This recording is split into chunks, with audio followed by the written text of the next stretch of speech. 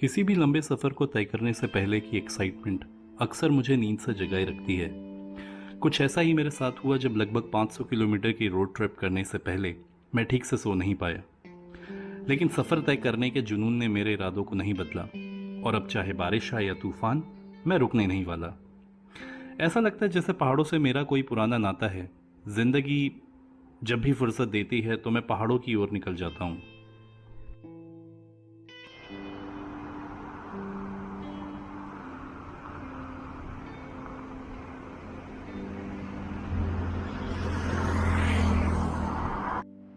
जब मैं घर से निकला तो बहुत बारिश हुई और तब तक बंद नहीं हुई जब तक अंधेरा पूरी तरह से ख़त्म नहीं हुआ। आप लोग सोच रहे होंगे कि आखिर मैं जा कहाँ रहा हूँ और ये कौन से पहाड़ हैं जो मुझे बार बार बुलाते हैं। तो मैं जा रहा हूँ नड्डी, जो कि मैक्लोडगंज से 3 किलोमीटर की दूरी पर है। और ये मेरा फर्स्ट ब्रेक है अवतार ढाबे में, जो अम्बाला से भाखड़ा नंगल डैम जाते हुए रास्ते में पड़ता है। मैं यहाँ पानी की बॉटल्स लेने के लिए और रेस्ट रूम यूज़ करने के लिए रुका हूँ।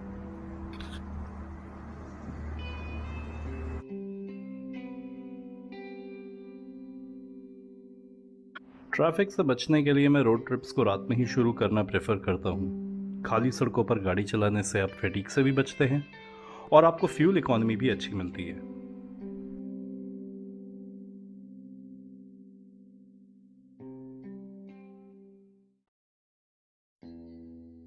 संस्कृत में कहा गया है कि मत ही मनुष्य के बंधन और मोक्ष का कारण है। मन की स्थिति अत्यंत महत्वपूर्ण है। मन ही व्यक्ति को सांसारिक बंधनों से बांधता है और मन ही उसे उन बंधनों से छुटकारा दिलाता है। मन ही मन उसे अनेक प्रकार की बुराइयों की ओर प्रवृत्त करता है और मन ही उसे अज्ञान से ज्ञान की ओर और अंधकार से प्रकाश की ओर को ले जाता है। भाव यह है कि मन चाहे तो क्या नहीं कर सकता। इसलिए किसी ने बिल्कुल ठीक कहा है, जिसने मन को जीत लिया बस उसने जीत लिया संसार। अब ये सब मैं आपको इसलिए बता रहा हूँ क्योंकि मेरा मन हमेशा मुझे हिमालय पर्वत श्रृंखला की ओर आकर्षित करता है और इस मामले में हिमालय के विशाल पहाड़ मेरे मन को जीत लेते हैं। तो अब हम हिमाचल प्रदेश में आ चुके हैं और दिल्ली से यहाँ तक ये पहला टोल टैक्स है। जितने भी टोल प्लाजा रास्ते में आए सब बंद पड़े थे। तो अभी समय हो चुका है एक ब्रेक का, क्योंकि मैं बहुत देर से गाड़ी चला रहा हूँ और अपनी जर्नी को आगे कंटिन्यू करने के लिए मुझे फ्रेश होना ज़रूरी है।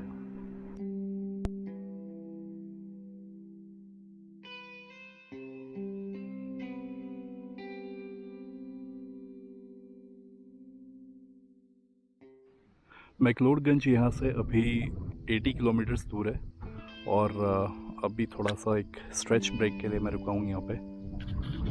बहुत ही अच्छी सीनरी है और वैसे फॉरेस्ट एरिया है। आप देख सकते हैं यहाँ पे कितने घने जंगल हैं, कितने पेड़ हैं।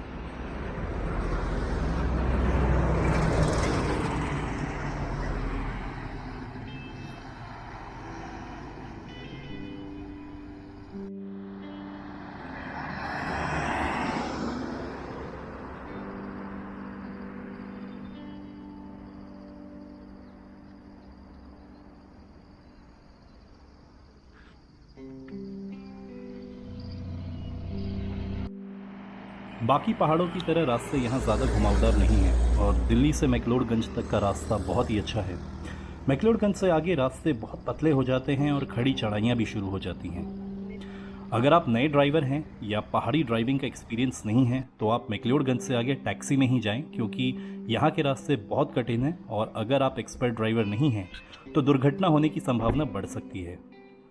ये सब मैं आपको डराने के लिए नहीं कह रहा हूँ, बल्कि सावधानी बरतने के लिए कह रहा हूँ। मैं पिछले 17 सालों से गाड़ी चला रहा हूँ और पहाड़ी ड्राइविंग का एक्सपीरियंस तकरीबन 15 साल का है। फिर भी कुछ जगह ड्राइविंग के लिए मुझे चैलेंजिंग लगी, खासकर मेन रोड से मेरे होटल तक का रोड। ये एक पतला सा कंक्रीट रोड था जो कि एक ही गाड़ी के चलने के लिए बना था। अगर सामने से दूसरी गाड़ी आ जाए तो आपको गाड़ी किसी पीछे छूटे हुए मोड़ तक रिवर्स करनी पड़ सकती है।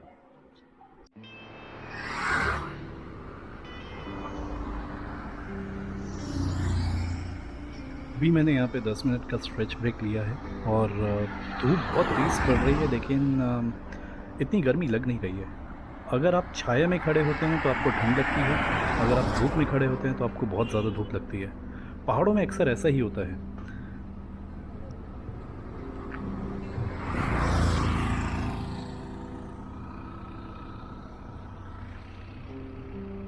बरसात और कीचड़ के चलते मेरी काली गाड़ी ब्राउन हो चुकी है। मैंने इसको कल ही वॉश कराया था, लेकिन लगता है कि इसको दोबारा से वॉश करना पड़ेगा।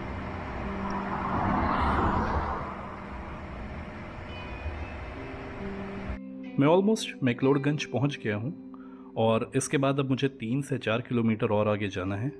तो अब मैं आपसे मिलूंगा नेक्स्ट एपिसोड में। तब तक के लिए गुड बाय।